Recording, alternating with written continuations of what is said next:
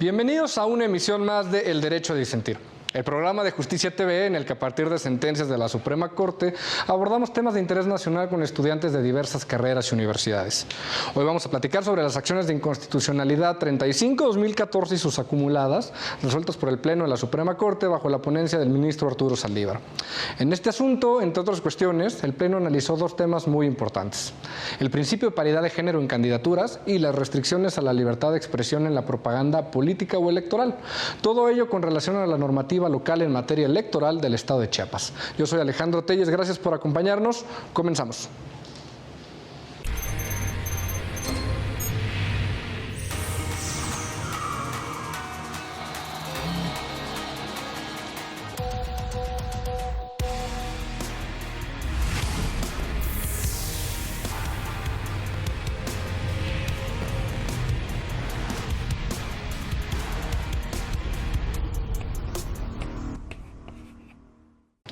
En este caso, 4 partidos políticos promovieron acciones de inconstitucionalidad en contra de diversas reformas al Código de Elecciones y Participación Ciudadana de Chiapas.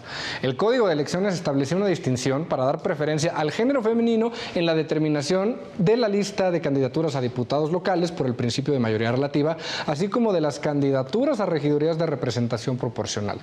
Uno de los promoventes reclamó que esta disposición era discriminatoria para el género masculino y vulneraba el derecho a la autodeterminación y a la vida interna de los partidos, al no permitirles decidir en qué orden presentar sus listas de candidatos. Por otra parte, también se impugnó un artículo que contemplaba entre las obligaciones de los partidos políticos la de abstenerse de cualquier expresión que denigre a las instituciones y a los partidos o que calumnie a las personas en su propaganda política o electoral. Ello, al estimar que dicha restricción de libertad de expresión no era válida ni compatible con la Constitución. Para platicar sobre este tema nos acompañan Erika Aguilar, de Derecho de la Benemérita Universidad Autónoma de Puebla, Esperanza Luna, de Derecho del ITAM, Gastón Hinojosa, de la Escuela Libre de Derecho, y Fernanda Araujo, también de Derecho del ITAM. Bienvenidas y bienvenidos, qué gusto tenerlos por acá. Es un tema que a mí me parece muy relevante, sobre todo porque venimos de una de las elecciones más grandes de la historia. Entonces, vamos platicando un poco. Esperanza, qué gusto tenerte otra vez por acá. Platícame un poquito, ¿qué dijo la Corte? ¿Qué te pareció? ¿A favor, en contra? ¿Por qué? Al contrario, muchísimas gracias por nuevamente considerarme en estos foros, que para mí son una experiencia muy grata.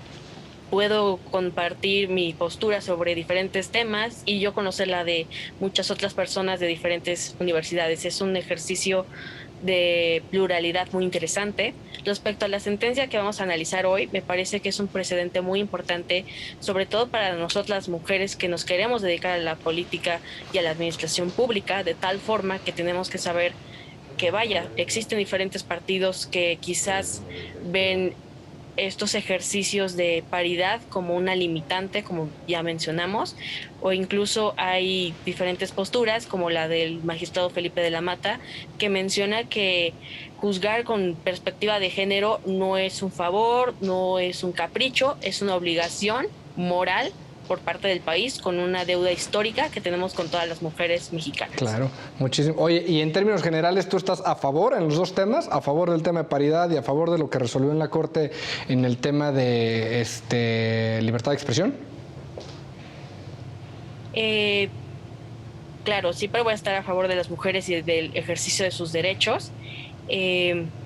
Considero que quizás la sentencia pudo haber sido un poco más explícita con esto, ya que, por ejemplo, vaya, yo al ser militante del Partido de Acción Nacional, pues comprendo que quizás esta cuestión de paridad de género no sea tan bienvenida, recibida, y por eso quizás pusieron peros, pero a la larga creo que ya han visto de que sí es favorable que más mujeres panistas participemos activamente, ya sea dentro de la vida del partido interna, vaya, tanto en el exterior. Yo creo que esta sentencia sí se hizo para bien, pero quizás un poquito de democratización del lenguaje, por así decirlo, podría funcionar para todas estas personas que quizás no tengan tanto conocimiento Claro. del tema. Uy, seguro regreso a eso, a preguntarte, que va a ser muy enriquecedor, cómo es la vida interna y cómo se vive, porque no solo en el caso de Acción Nacional, ¿no? Sino de cualquiera de los partidos que actualmente tienen registro vigente, creo que hay una lucha que se ha vivido internamente por parte de todas las mujeres de apoderarse de estos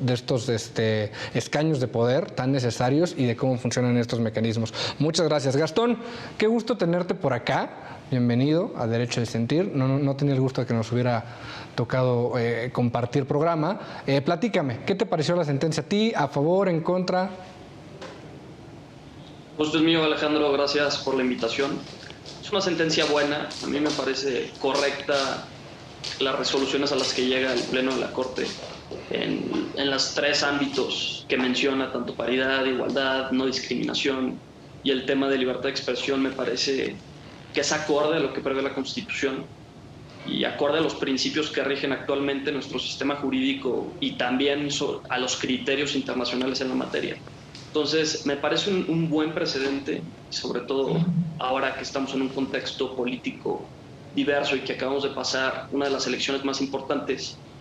Pero, insisto, me gustó mucho la sentencia, disfruté mucho leerla y ojalá ahora, debatiendo aquí con 3 grandes estudiantes del derecho, podamos aportar nuestros puntos de vista y llegar a conclusiones aún más profundas. Perfecto, muchísimas gracias, Gastón. Fernanda, del ITAM, ¿cómo estás? Bienvenida a tu programa Derecho a Disentir. Muy bien, muchas gracias. ¿Qué te pareció a ti la sentencia? ¿Qué destacarías así en primer punto como rasgos generales? Sí, creo que la sentencia tiene 2 puntos muy importantes. Lo primero es que estima que las medidas afirmativas no tienen que pasar por un escrutinio estricto cuando manejen a categorías del primero constitucional. Eso me parece brillante que lo mencionen. También me parece muy bueno que traten al principio de paridad como un fin constitucionalmente exigido y no solo constitucionalmente válido, pero creo que la sentencia se queda un poco corta como Tribunal Constitucional y no ayuda a ahondar en el tema de paridad de género.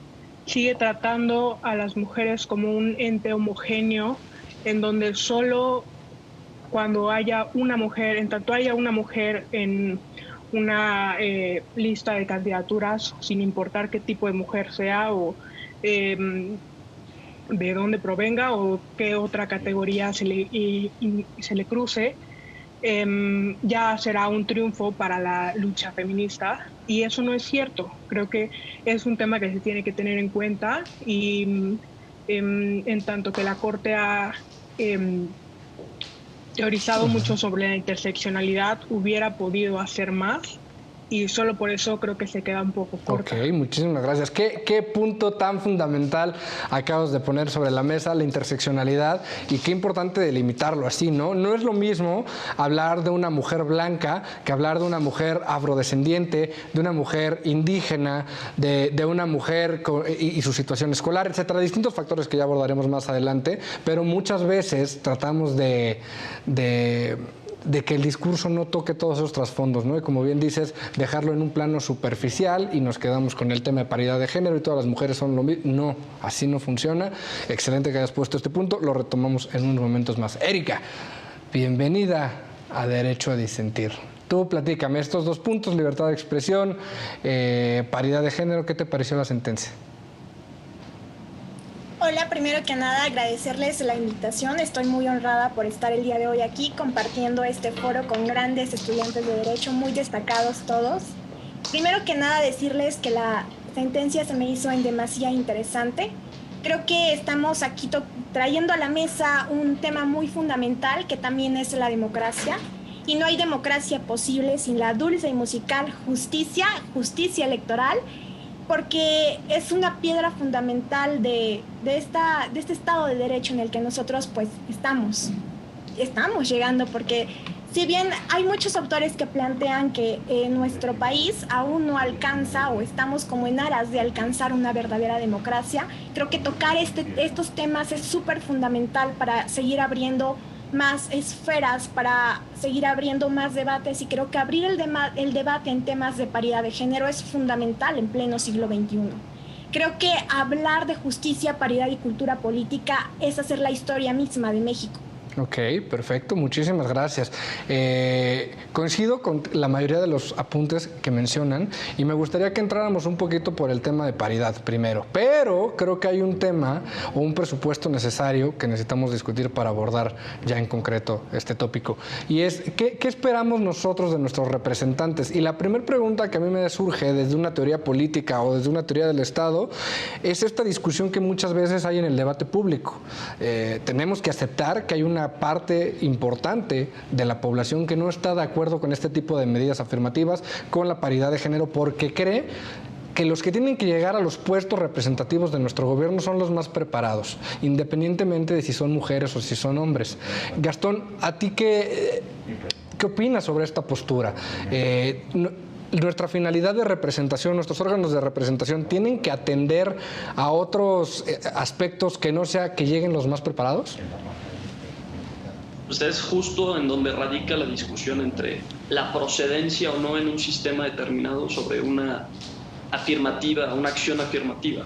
Porque esencialmente lo que constituyen este tipo de conductas, este tipo de reglas o medidas adoptadas por un determinado Estado, son diferenciar ciertas cuestiones, pero en razones, una razón objetiva y racional, razonada, o sea, que sea razonada, y en atención al reconocimiento de una desventaja histórica que han vivido ciertas personas que se encuentran en las categorías sospechosas que prevé el artículo 1 constitucional en su último párrafo.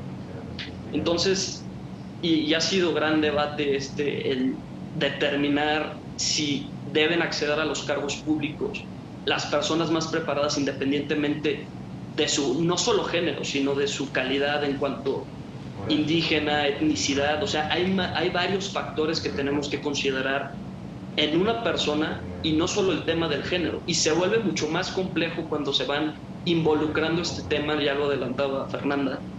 Entonces, yo pienso, y es esencialmente en lo que consiste este tipo de medidas, en acabar con esta discriminación estructural arraigada en nuestra sociedad. Entonces, si bien muchos argumentan que es un argumento utilitarista, es un mal menor para alcanzar un mayor beneficio en determinado tiempo, yo creo que es necesario adoptar este tipo de medidas para acabar de una vez por todas con esta discriminación estructural tan arraigada en nuestra sociedad. Entonces, ese es mi postura. Muchas gracias, Gastón. Retomando lo que mencionas, en efecto, como dices, no solo es en el caso de las mujeres, hay posicionamientos en el debate público que dicen no podemos tener legisladores que no sepan leer y escribir, ¿no? Por ejemplo, de entrada. Entonces, pero ya lo mencionabas tú y lo mencionaba también Esperanza, una deuda histórica con las mujeres. Y en efecto, existen muchas circunstancias externas a lo que es la normativa que impiden que las mujeres accedieran a este tipo de cargos de poder político, ¿no? Yo te preguntaría, Fernanda, un argumento que se duele dar en contra es que cuando llegas tú por una cuota se pierde el mérito de que llegue la mujer. ¿Qué opinas al respecto? Pues creo que a eso le contestaría que la meritocracia no existe. Es una ilusión, es algo que se basa en una ventaja estructural que han tenido ciertas personas y que de ahí sale todo su esfuerzo. O sea, en otros términos, sus oportunidades de educación, sus oportunidades de ingresos, sus oportunidades de familiares, todas han sido determinadas por una serie de condiciones históricas, estructurales que no van más allá de ellos mismos y que han servido también para oprimir a otras personas y otras categorías que no son las que no llegan, ¿no? Entonces esa mejor educación o méritos que pueden tener para acceder a los cargos públicos son también gracias a las ventajas estructurales con las que oprimen a los grupos en situación de vulnerabilidad. Claro, yo lo pondría así tal cual, como lo dices tú, la meritocracia no existe, ¿no? Y muchas veces nos metemos en este discurso de que al fin y al cabo estos puestos están para los que hagan los mayores méritos o los mayores esfuerzos para llegar, pero esto tiene como precondición que existiera la igualdad de oportunidades de inicio, ¿no? En términos generales eso no existe porque simplemente desde niños no tenemos el mismo derecho de acceso a la educación, el mismo derecho a la alimentación, ¿no? No tenemos, y eso ya nos coloca a determinadas personas en situaciones de desventaja. En el caso de las mujeres, simplemente desde el estereotipo de género, lo que se espera de ella, ya las coloca en una situación de desventaja en esta carrera meritocrática, ¿no? A eso hay que agregarle el tema de que del desenvolvimiento del desarrollo familiar con el desarrollo profesional, etcétera. Itzel, yo te preguntaría aquí, entonces, ¿cómo funcionan estas medidas afirmativas? ¿Qué son? ¿Qué fin persiguen? ¿Cómo las delimitamos? Ok, creo que es algo fundamental el tema que estamos trayendo a la mesa el día de hoy, hablar de paridad de género, pero sobre todo tocar el tema tan importante que son las medidas afirmativas. Medidas que yo calificaría como necesarias, porque estamos hablando de que México es un país con profundas fracturas de desigualdad, que como ya anteriormente los que hicieron el uso de la voz habían manifestado que son como medidas un tanto...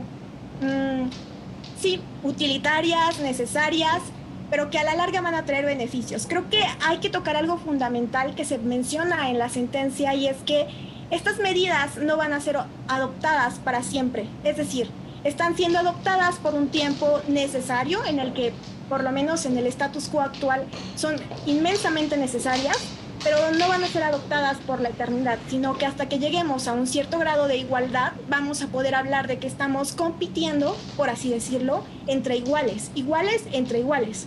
Pero esas medidas se optan o se adoptan porque en este momento no estamos en una misma cancha, no estamos en una cancha pareja, y eso es lo que tendría que decir al respecto. Ok, perfecto, muchísimas gracias. Sí, sin duda, ese es un punto súper importante a detallar de lo que consiste una medida afirmativa, ¿no? No es una cuestión de que busquemos que durante, como bien lo mencionabas, la eternidad, nuestros órganos de participación o de representación estén compuestos por un 50-50, ¿no? Parte de esta idea o de la implementación de las medidas afirmativas es que una vez que las mujeres estén en esas posiciones de poder, va a ser mucho más fácil que cambie cómo funciona el sistema y el juego, ¿no?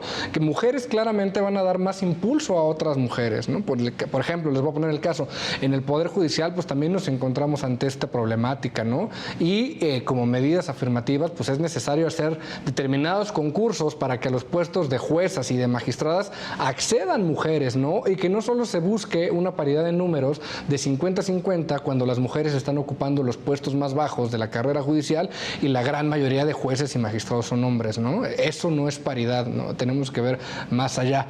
Ahora, Esperanza, tú nos platicabas un poco que tú tienes participación activa en un partido político. Yo te quisiera preguntar cuál es tu experiencia, qué tan dura es esta lucha y cómo reciben adentro de un partido este tipo de determinaciones de paridad. Al contrario, me encantó esa pregunta y sobre todo que, como ya sabemos todos, recientemente salimos de un proceso electoral bastante significativo para la participación efectiva afirmativa de las mujeres. Dentro del Partido de Acción Nacional, evidentemente, poco a poco se están abriendo los espacios para las mujeres, por ejemplo, con la creación de la Secretaría de Promoción Política para la Mujer, se hacen diferentes proyectos, por ejemplo, la Dirección de Abogadas, que pues a nivel nacional se encarga justamente de gestionar proyectos a favor de las mujeres, sean o no militantes. Entonces, todo este tipo de actividades yo creo que sí fomentan, en primera, que las mujeres se integren un poquito al partido, que lo conozcan simplemente, y en segunda, que pues nosotras como mujeres militantes, pues vaya, logremos hacer democracia, por lo menos interna. Evidentemente hay ciertos partidos que están más afines a la cuestión feminista por simplemente ideología, ¿no?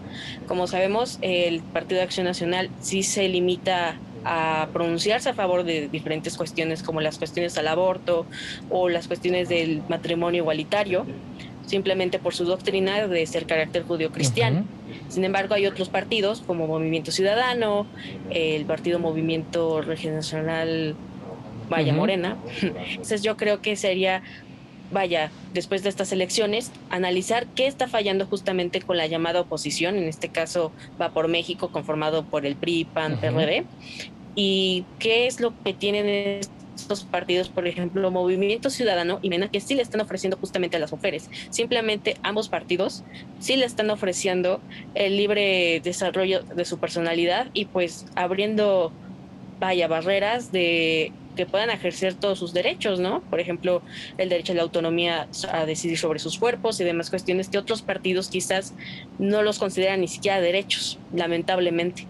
Entonces, pues vaya, yo creo que es una lucha que va tomando fuerza, sobre todo con esta generación que somos más de 30 millones de jóvenes, siendo un poco más de la mitad mujeres, y pues qué mejor manera de hacerlo que estar aquí presentes, por ejemplo, en estos foros, o militando en algún partido político en el que podamos ir abriendo brecha para las mujeres de nuestra generación y de las siguientes. Uy, y tocas un tema que Pero podría... adelante. Dame dos segunditos nada más. Se nos acaba el tiempo del primer bloque, pero regreso contigo, Fernanda, porque si no me va a regañar la producción. En casa, esto se está poniendo muy interesante, entonces aprovechen el descansito, nos preparamos un café y regresamos. No se vayan. Estamos de vuelta en el derecho a disentir. Estamos platicando sobre el principio de paridad de género. Esperanza nos acaba de comentar y compartir un poco de lo que es la vida interna de los partidos con base a este principio y cómo reaccionaron a este tipo de exigencias. Fernanda, ¿nos quieres compartir algo? Sí, pues sin ánimos de ofender a nadie ni de demeritar tu lucha, pero el problema es este es el problema de lo que venía adelantando en el primer bloque. No es suficiente con que sea una mujer quien llegue a un puesto de poder, y no es solo sobre sobre las identidades que descrucen, también sobre sus ideologías políticas. El Partido de Acción Nacional no solo se limita a no hablar de los temas de las mujeres, sino activamente tiene una agenda en contra de los derechos de las mujeres. Y cuando una mujer que pertenece al Partido de Acción Nacional accede a un puesto de poder, lo que hace es continuar perpetuando una agenda que lastima los derechos de las mujeres y continúa una sociedad patriarcal. Es lo mismo que pasó en Estados Unidos cuando comenzaron a acceder los hombres homosexuales a los puestos políticos representativos. A pesar de que eran hombres homosexuales, continuaban luchas antiderechos en contra de la comunidad LGBT porque no tenían agendas inclusivas. No es suficiente con que sea una persona que se identifique como mujer. Tiene que tener una agenda que vaya a favor de que termine la violencia de género, de que avancemos en nuestros derechos y de que continúe la lucha. Perdón, pero el PAN no es eso. Ok. Erika. Creo que sería importante añadir que, como ya lo mencioné hace un momento, ha sido una lucha histórica. Hablar de paridad, hablar de democracia y de cultura política es hacer la historia misma de México. Recordemos que desde hace más de 60 años se ha ido trabajando a través de grandes movimientos feministas y pues bueno, primero conseguimos yo diría un fracaso de sistema, el sistema de cuotas 70-30 que luego se volvió 60-40. Luego nos engañaron con esta parte de la simulación de las Juanitas y después vino el litigio en los órganos jurisdiccionales de los procesos 2011 y 2012 hasta conseguir la casi paridad en 2014. Y digo casi, compañeros, porque aunque hemos logrado grandes avances, como ya lo mencionó y lo reiteró Fernanda, Gastón y Esperanza, hay muchas cosas en las que debemos de trabajar. Y bien lo mencionaban, quizás este partido no está trabajando del todo a favor de las mujeres, pero eso tampoco puede decirse que todos los partidos sí estén trabajando a favor. Es decir, todos están teniendo como sus propias trabas internas y esto obedece a las barreras estructurales, que no quisiera llamarlas barreras, pero son barreras ideológicas también dentro de cada uno de los partidos políticos. Creo que si ustedes se dan cuenta de estudiar un poco más esta parte histórica, después de que viene la casi paridad en 2014, los partidos políticos se ven obligados a hacer reformas en sus, ¿cómo se podrían llamar? Estatutos internos. Exacto, en sus estatutos internos. Hay algo muy importante que quisiera destacar y es que cada uno por su parte y con su propio estilo intentan como intentan como disfrazar, por así decirlo, porque hasta el día de hoy abiertamente ningún partido tiene una agenda feminista o sea ha dicho abiertamente feminista. Entonces eso es algo que también me gustaría remarcar. Creo que por su parte los priistas encierran el término incluirá, el PRD encierra el concepto de garantizar, el PAN usa el término procurará y Morena prefiere sus sistemas de cuotas, como si los sistemas de cuotas verdaderamente abrieran la paridad de género. Entonces creo que habría que tocar cada uno de los partidos y cada una de estas esferas para darnos cuenta que en todos existen barreras ideológicas que se convierten en barreras estructurales a la larga. El PAN tiene una determinada postura y, como menciona Fernanda, pudiera ser que del otro lado del espectro político encontráramos una verdadera apertura, pero como bien menciona Erika, pudiera parecer que los otros partidos tampoco están jugando realmente a alcanzar estos fines, ¿no? Parece que nadie se quiere comprometer realmente con una agenda que, como lo mencionábamos previamente, ya está constitucional, ya está a un nivel constitucional su reconocimiento. Gastón, en esta problemática que nos estamos enfrentando, ¿qué opinas? Pues es que estoy un poco de acuerdo con Fernanda. ¿Qué partido es el partido del movimiento feminista? No hay. Los partidos pretenden adoptar este movimiento por simple conveniencia política, cuando en el interior pues, es otra historia. Veamos, a mí me gustaría recalcar la conducta cínica del Partido del Trabajo en impugnar de inconstitucional a través de la acumulación de la acción de inconstitucionalidad.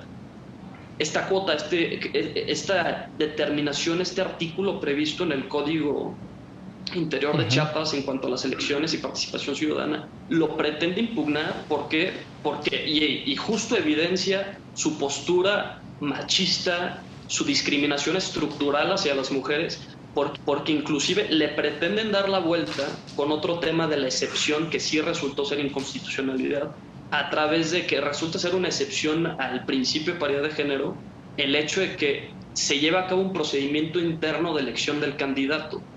Y estos vemos y evidencian estas posturas, mecanismos que el propio legislativo, que los propios partidos políticos están adoptando para dar la vuelta a estos mecanismos, estas afirmativas, estas reglas de afirmación con un fin meramente machista. Claro. Ahora, ya le dimos la vuelta a la mesa y regreso contigo, Esperanza, para tu derecho de réplica, tu derecho a disentir. ¿Qué está pasando entonces con esa lucha de las mujeres dentro de un partido de derecha ideológica? Claro, al contrario, yo agradezco muchísimo el comentario de Fernanda. Pues creo que pues ella, al ser mi compañera de institución, sabe que pues siempre he estado muy abierta a las críticas y sobre todo a que se me haga mención de mis errores, y qué mejor espacio que justamente aquí, derecho a disentir, en el que justamente puedo conocer diferentes posturas y pues a veces, más allá de ser comentarios que quizás no comulguen conmigo, yo creo que me ayudan a construirme como mujer que busca que otras mujeres efectivamente logren ejercer sus derechos de la mejor manera posible. Y también coincido mucho con lo que menciona. Evidentemente hay partidos, por ejemplo, se me ocurre el caso de Frosina Cruz, una mujer indígena que actualmente milita en el Partido Revolucionario Institucional y que quedó electa en su estado, y que, pues vaya, honestamente yo no conozco un poco de su agenda, pero yo quiero inferir que al ser una mujer indígena va a procurar por las mujeres indígenas. Pero vaya, yo peco de ignorancia, entonces yo justamente como ciudadana responsable tengo que investigar un poquito de la agenda de esta mujer y saber si realmente va a procurar por las otras mujeres indígenas de su estado, o qué planes va a hacer para que más mujeres realmente pues logren tener una vida digna en este país feminicida en el que pues lamentablemente mueren cerca de 12 mujeres al día. Y también coincido muchísimo con lo que menciona Erika, simplemente cuántas denuncias o cuántos candidatos no fueron acusados de violencia de género o de otros tipos en estas elecciones, y cuántos se han quedado incluso electos en los cargos. Claro. De Morena, del PRI, de la coalición Va por México, en todas las coaliciones, en todos los partidos hay. Claro, hay unos que son más famosos que otros, pero justamente como bien mencionaba Gastón, no hay ningún partido que realmente meta las manos al fuego por sus mujeres. Muy fuertes declaraciones. Ahí ya tendría yo el Sí, lo encabezado sé, del un programa. poquito. Pero sí, la verdad es que sí, y como lo han mencionado las cuatro, resulta triste si uno empieza a recapitular, como lo decía Erika, ¿no? Si uno hace este ejercicio analítico histórico de simulación, de trampas a las reglas, ¿no? El tema de las Juanitas, el tema de cuando la gente se presentó como indígena para adquirir el derecho a acceder a un cargo de elección popular sin serlo, y cómo los partidos políticos le han intentado dar la vuelta, ¿no? Y ahí es donde adquiere relevancia pues sentencias como la de la Corte, el establecimiento de normas claras donde se tienen que respetar el 50-50. Yo regresaría entonces contigo, Fernanda, a preguntarte, pues en efecto, planteaste en un primer momento que el PAN no estaba cumpliendo e incluso pudiera ser contrario a esta lucha feminista. ¿Cuál es tu opinión de los otros partidos? ¿Cómo superamos esta simulación? O si vamos a descartar ese partido político por las razones que expones, ¿cómo nos decantamos por los otros que no lo están haciendo tampoco? Pues yo soy más practicante de la lucha por sociedad civil. Creo que concuerdo con lo que dice Erika en el sentido de que ningún partido ha hecho suya la agenda feminista ni lo va a hacer en un futuro cercano, pero creo que hay una diferencia abismal entre activamente luchar en contra de los derechos de las mujeres y simplemente no hacerlos parte de su agenda. Es decir, una cosa es tratar de empujar la criminalización de las mujeres que deciden abortar y otra cosa es simplemente no decir nada acerca de si las mujeres deberían tener derecho a abortar o no. O sea, creo que sí hay una diferencia y además, aunque no sean parte de sus agendas públicas, podemos ver diariamente en los congresos qué es lo que está pasando y quiénes son las personas que están votando activamente en contra de los derechos de las mujeres y entre esas personas, y bueno, y no solo de las mujeres, sino también en contra de otros grupos en situaciones de vulnerabilidad, como las personas de la comunidad LGBT, las infancias trans, y quienes más se encuentran entre esas personas son las candidaturas que ha logrado obtener el PAN. Eso es un hecho. Okay. Yo creo que de los otros partidos, obviamente de muchos individuos se puede decir lo mismo, pero en mayor medida que el partido de derecha dura es el PAN. Claro, qué importante esto que destacas, ¿no? En esta lucha sí tiene mucha relevancia el papel de la sociedad civil, ¿no? Si bien las normas pueden estar ahí, es necesario que como sociedad en conjunto apretemos y busquemos que los partidos políticos cada vez tengan un mayor compromiso. Ahora, en términos teóricos, Erika, a mí me gustaría preguntarte, y es algo de lo que menciona la sentencia, el hecho de establecer este principio de paridad implica que no puedan existir determinados partidos, llamémoslo así, de extrema derecha incluso, que digan yo no estoy de acuerdo con un tema de paridad y mi agenda no implica o no coincide con un 50-50. Supongamos, ¿no? Poniéndolo en un ejemplo meramente hipotético, que se quisiera postular un partido político que dijera yo creo que los hombres son los que tienen que participar en la vida pública del país. ¿Cómo abordarías tú esta colisión entre la libertad configurativa que tienen estos partidos políticos y un principio a nivel constitucional? Sí, pues es que es algo que ya hemos visto. Nuevamente habría que mirar un poco unos años atrás. Y es que después de que viene este principio de paridad que se incluye en el 2014, la que yo llamo casi paridad, viene estas reformas a los estatutos de cada uno de los partidos porque se les obliga a través de otras medidas a hacerlo. Hay muchos otros que afirman y dicen que no es justo. ¿Por qué? Porque si dentro de sus propios partidos políticos se ha hecho un proceso democrático en el que todos votaron porque el candidato fuera hombre, no tendrían por qué venir estas medidas que me obligan como paridad de género a decirme no puede ser un hombre porque dentro de las listas también se deben de incluir a las mujeres para que exista una paridad.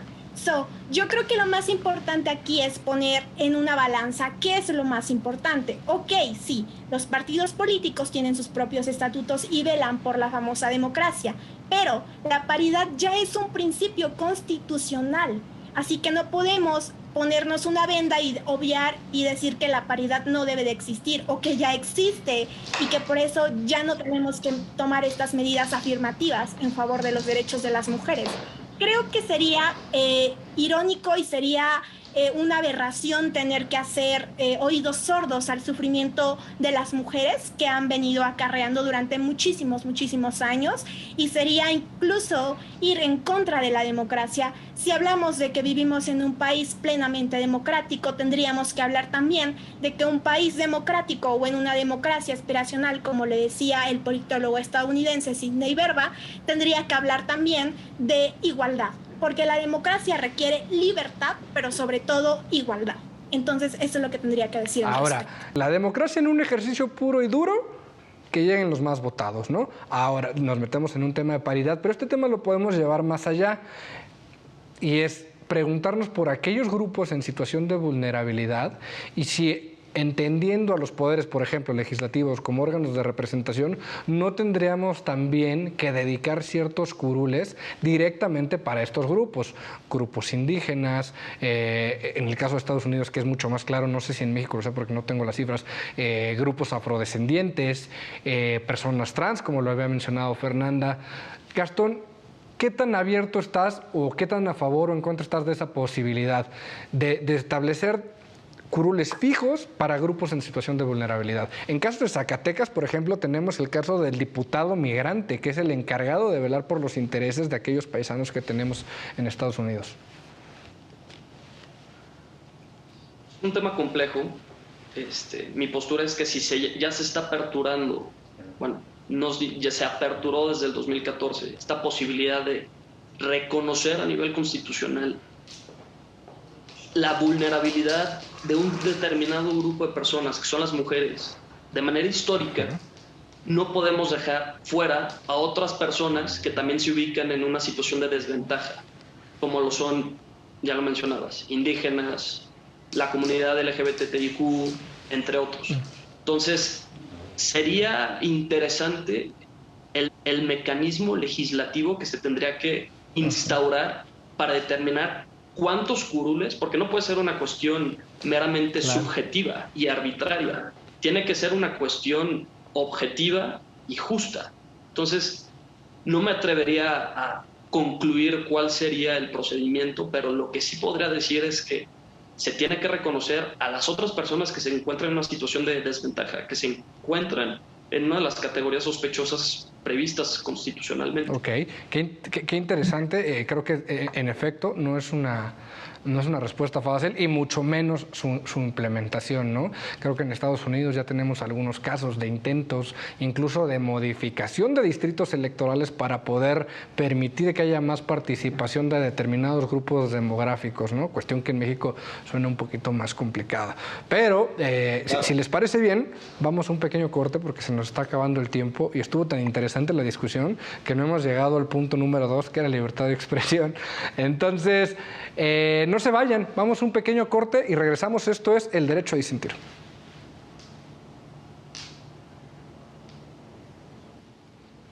Tercer y último bloque del Derecho a Disentir. Estamos analizando una sentencia de la Suprema Corte en la que se abordaron dos temas fundamentales: el principio de paridad de género y también las restricciones a la libertad de expresión en ciertas campañas o promociones electorales. Está tan interesante este primer tópico de paridad de género que no lo hemos terminado, entonces ya veremos si llegamos a hablar en algún punto de libertad de expresión. Pero, Fer, regreso contigo, tenías un apunte. Sí, a mí los curules me parecen un tema muy importante. Creo que sí debemos de comprometernos con añadir curules permanentes para los otros grupos en situación de vulnerabilidad que son reconocidos en el primero constitucional, las personas con discapacidad, las personas afrodescendientes, las personas indígenas, pero también creo que deberíamos seguir el caso de Colombia, que añadió curules para las víctimas de la guerra y creo que es algo que deberíamos también apuntar para México en el sentido de las víctimas del conflicto interno armado, las víctimas de feminicidio, perdón, bueno, los familiares de las víctimas de feminicidio, de desaparición forzada. Creo que es una manera de cambiar cómo hacemos justicia, cómo hacemos política, cómo reconocemos las desventajas históricas, pero también el daño que le hemos hecho bueno, que como país hemos causado en las personas que han sufrido violaciones a sus derechos humanos. Me parece un tema que tiene que seguirse. Creo que sí es un tema complejo de cómo se puede abordar cuántos, en qué medida y todo eso, pero me parece que puede seguir un tema de proporcionalidad, es decir, dependiendo de cuántas personas hay en el país de una determinada situación de vulnerabilidad, se pueden crear determinados curules, pero sí, creo que es lo que sigue. Si aceptamos la paridad de género en temas de candidaturas, tenemos que continuar con las demás categorías sospechosas. Claro, y qué complicado, porque sin duda, como dices, es un deber histórico que tenemos de deuda, de atención prioritaria, pero también qué complicado cuando para los partidos políticos esto pudiera no resultar tan atractivo, ¿no? No veo, como dices tú, los incentivos para que un determinado político diga, esta es nuestra lucha, a esto les vamos... Y es cuando es necesario tal vez que la ley fije esas necesidades y cuando la ley fije esos lugares, ¿no? Porque creo que en el terreno político podría ser más complicado. Gastón. También pienso que algo importante, Alejandro, es evitar y prever situaciones injustas que pudieran devenir de este tipo de acciones afirmativas. Me explico. Por ejemplo, hay un caso muy famoso en Estados Unidos en el que una persona, hija de madre soltera, trató de acceder a la Universidad de Texas. Y los antecedentes de esta persona, si lo vemos desde un punto de vista de lucha social, tenían mucho más mérito que otras personas que en virtud de las afirmativas fictas sí accedieron al lugar en la Universidad de Texas, como era el caso de personas afroamericanas o personas hispanas. Entonces, tenemos que tener mucho cuidado en cómo catalogar estas categorías y cómo determinar qué tipo de personas encuadran y tienen acceso a estas categorías. Y de ello surgen muchas preguntas, que ya lo analizábamos. Nosotros como personas, nosotros, por ejemplo, tú y yo como hombres, tenemos una deuda frente a las mujeres por formar parte de una comunidad, o tenemos que atender a la responsabilidad individualmente, es decir, por el hecho de formar parte de la sociedad mexicana, que históricamente ha tenido una conducta y una postura machista frente a la mujer, somos responsables. Nosotros, por el hecho de ser hombres, o individualmente, o solo podemos ser responsables individualmente. Entonces son una de las preguntas o cuestionamientos que surgen y que me gustaría poner en la mesa. Claro, qué interesante tema y me parece fundamental. También me hiciste recordar estos casos que menciona muchas veces Michael Sandel, ¿no? De estas acciones afirmativas en el acceso a universidades, complicadísimo, ¿no? ¿Cuántas personas con puntajes verdaderamente altos en los exámenes de admisión se han quedado fuera por esta atención a grupos en situación de vulnerabilidad? Y si bien es cierto, en el discurso y en la realidad parece que las acciones afirmativas nos permiten alcanzar ciertos objetivos sociales deseables, pues también es cierto que existen estas historias, ¿no? de personas que se ven afectadas. No lo podemos obviar, ni lo estamos justificando, ni estamos diciendo que le demos vuelta a todo el sistema, pero se tiene que analizar. Erika, ¿qué opinas al respecto? Sí, creo que con lo que menciona Fernanda me viene una pregunta, y es una pregunta que le hago a todos el día de hoy, y es que si las minorías actualmente están verdaderamente representadas en nuestro Parlamento, y yo creo que la respuesta que todos me van a dar es que no.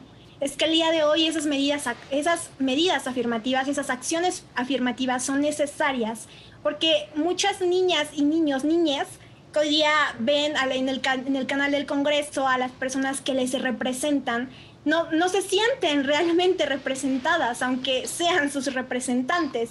Y es que estos grupos minoritarios o minorías ven acarreados violaciones a sus derechos humanos, e incluso.